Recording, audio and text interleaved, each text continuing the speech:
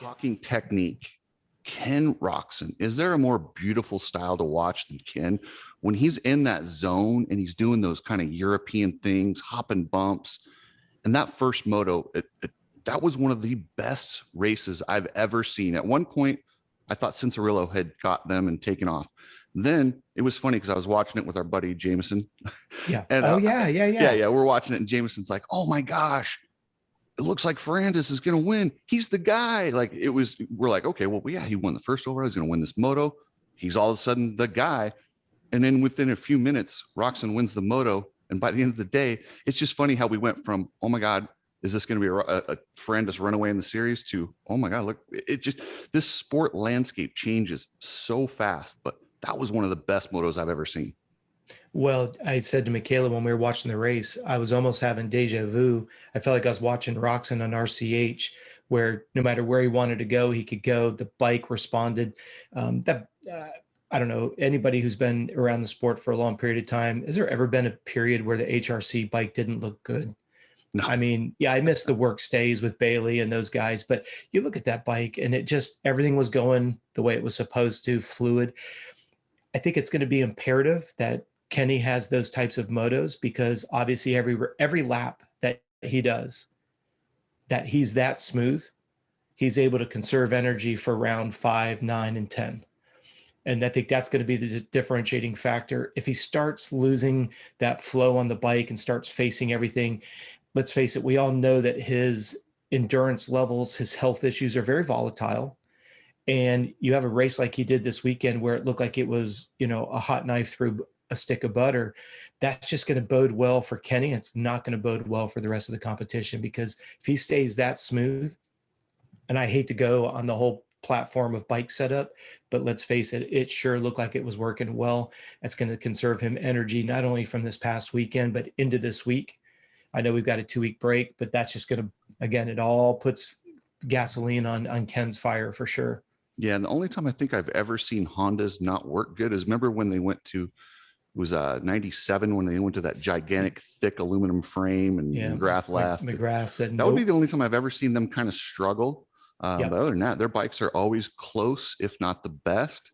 And for Ken Roczen, yes, this is awesome, and I'm impressed. He's won the first 2 rounds, 3 of the first 4 motos, but I'm not really sold on him until we get to this next round. There's a break, so there's a week off, and then the next round, and then there's a run of like 4 in a row.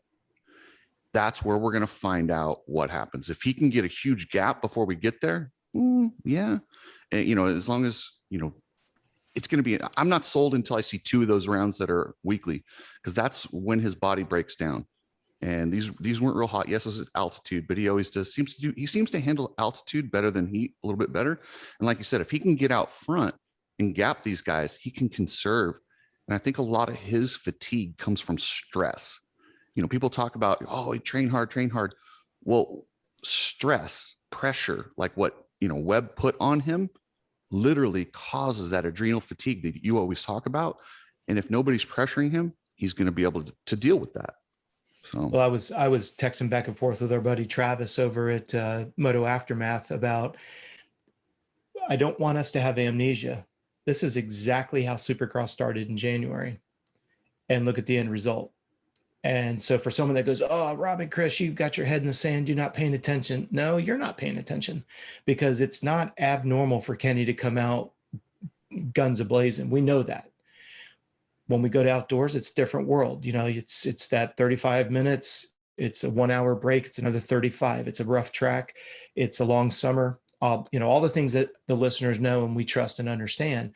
But I'm with you 100%. And that's why I said to Travis, as I said, it's going to be imperative that he holds this coming in when the 4-race series resumes, to your point, because he nailed it perfect. Got through Paula, got through Thunder Valley, 2-week break. That fits in perfect for what he needs right now.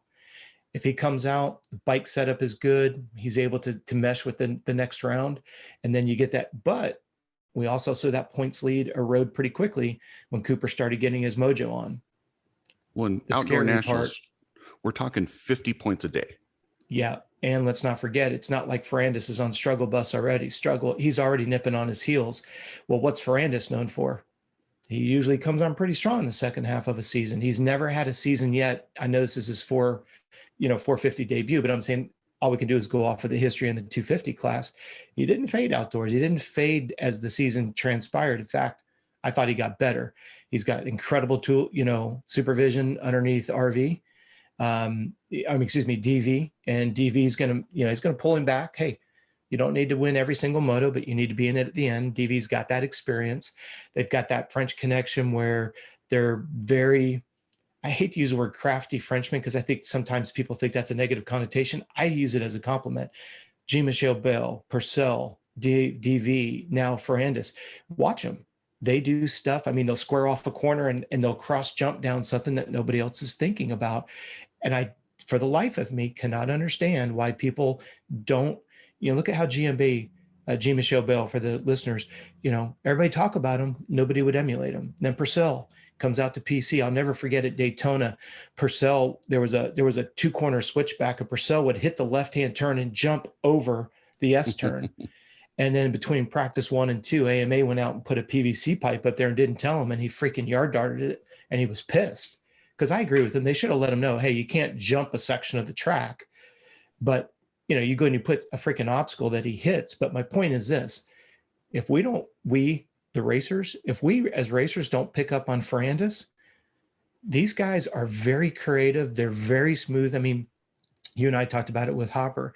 How many times do we see Purcell that looked like he was going slower than molasses come out to be the fastest qualifier? Not once, not twice, but damn, remember when they had the Oakley bomb? He was so good at that. Just so good. He the Oakley bomb awards. He's got like a room full of them. Yeah, he's got an arsenal, but yet people won't pay attention to it. And I'm like, guys, it's on TV. I'm watching it. You're watching it.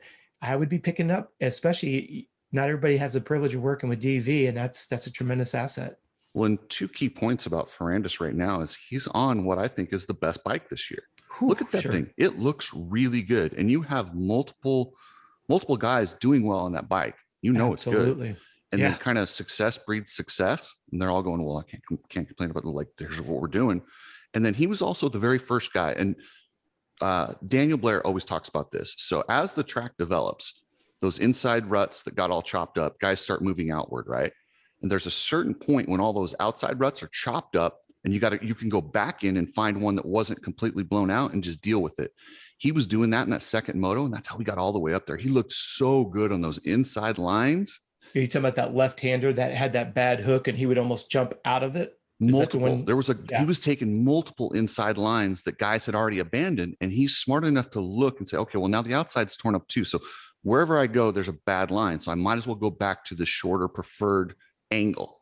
And if you watch him, he wouldn't run it all the way through to where it has that hook at the exit. He would almost square off on the dead apex of the corner and miss that hook and that exit. He got a direct drive out.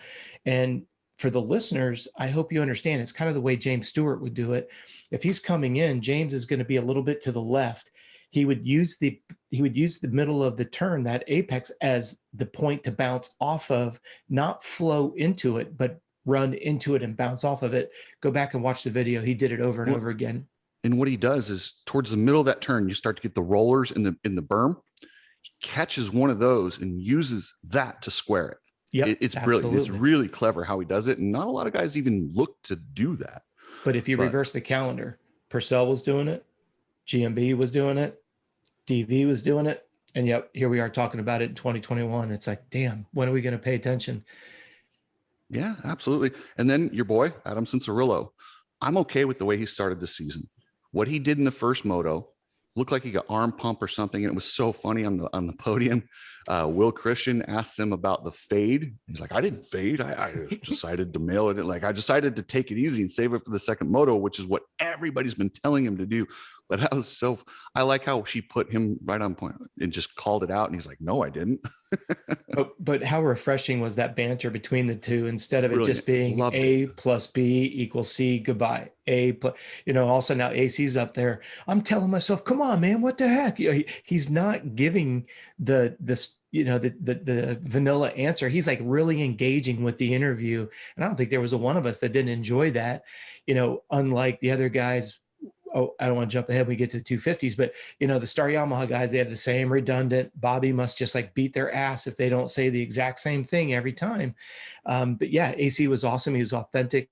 Um, I hate to say this because there's other talking pundits, that have kind of coined the AC is going to do what AC does, or AC does the AC thing, but AC did what AC does. I mean, just a simple push the front wheel, pick the bike up and be gone again. But it was different though. This wasn't one of those weird mistakes. That was a there's shiny spot. There's the key word. It wasn't a bonehead dumbass mistake. No, yeah, it was to me, it was a little bit different. Hey, who listening to this pod hasn't done the same thing? You come in, it's early in the moto. Like you said, you hit a slick spot, it goes down. But he bounced right back up, took off, which we'll talk about in a moment. But yeah, I mean, it was when everybody was going kind of in the middle rut, and he decided to go a little tighter, and it was shiny, and he was guessing it would have traction. It didn't. No big deal. He got up, did all right. And this is where I get annoyed, particularly with the moto dads that are like yelling at their kids not to follow, and then their rider doesn't follow and goes down because he's not taking the same line. Well, kid's damned if he does and damned if he doesn't. I mean, you can't ask them to do the same thing. You and I've talked about it. How can the same line be both brilliant and asinine all in the same sentence? But that lap it sucked. 2 laps later, it was probably a perfect line. Absolutely. And I guarantee more people were taking it. But yeah, I mean, a couple people have hit me up over the last couple of weeks, with AC going down, and they're like, what would you tell them? I said, don't change a damn thing. You try to detune a racehorse and you're going to create a lot of problems. It's like telling James Stewart to slow down. There's a certain level that's where they're comfortable. I mean, if you look at AC, and I really want the listeners to think about this, AC is not getting the results that we as listeners, we as fans know he's capable of. We know it, but we're not the rider. If you start telling somebody to detune themselves, you're going to create a cascading of issues. AC, because the way he's riding right now is what created that amateur dominance. And that created that 250 championship. And we all loved it. And we go, yeah, but Rob, what about at Vegas where he went down? Well, he just caught an edge. He didn't ride or make a dumbass mistake. He just caught that edge going into that right-hander and lost the front end, I have a different thought on that. If you want to go back to Vegas when he made that big mistake. Okay. He looked back over the triple a couple turns before that. Okay. I was sitting with the great Andrew Short. I go, oh shit, he's managing. That's not good. And literally right as I said that to Andrew and he was agreeing with me, he ate shit. Well, it was just, he changed. He stopped racing forward. And well, that's where I'll regress what I said, because like you said, if you detune him, and we've all seen that white lap flag and all of a sudden they turn it down a notch and they start coming up short and casing stuff. Our good friend David Pingree can account to that better than anybody, losing it on that last lap. And I'll eat my words on that. I didn't see him look back, but it makes sense because like we said, now you go into conservation mode, you get off that, you're on that sweet spot. And so, yeah, when people hit me up and they're like, if you were still working with AC, what would you tell them? I say, don't change a damn thing.